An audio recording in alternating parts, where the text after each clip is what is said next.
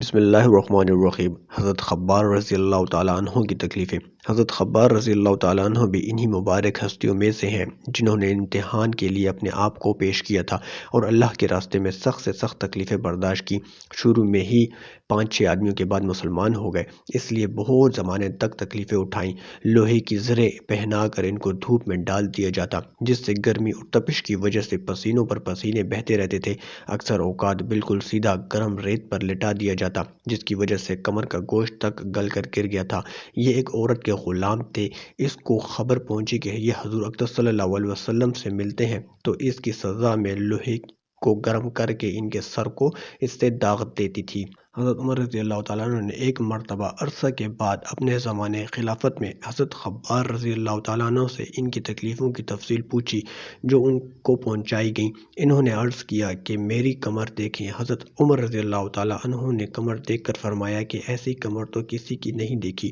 انہوں نے عرض کیا کہ مجھے آگ کے انگاروں پر ڈال کر گھسیٹا گیا، میری کمر کی چربی اور خون سے وہ آگ بجھتی۔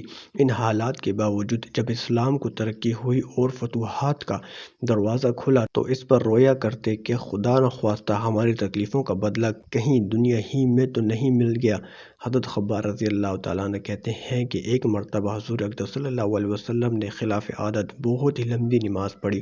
صحابہ رضی اللہ تعالیٰ عنہ نے اس کے متعلق عرض کیا تو حضور کریم صلی اللہ علیہ وسلم نے ارشاد فرمایا کہ یہ رغبت و ڈر کی نماز تھی، میں نے اس میں اللہ تعالیٰ سے 3 دعائیں کی تھیں، 2 ان میں سے قبول ہوئیں اور ایک کو انکار فرما دیا۔ میں نے یہ دعا کی کہ میری ساری امت قحط سے ہلاک نہ ہو، یہ قبول ہو گئی۔ دوسری یہ دعا کی کہ ان پر کوئی ایسا دشمن مسلط نہ ہو جو ان کو بالکل مٹا دے، یہ بھی قبول ہو گئی۔ تیسری یہ دعا کی کہ ان میں آپس میں لڑائی جھگڑے نہ ہوں، یہ بات منظور نہیں ہوئی۔ حضرت خبار رضی اللہ تعالیٰ عنہ کا انتقال 37 ہجری میں ہوا اور کوفہ میں سب سے پہلے صحابی یہی دفن ہوئے۔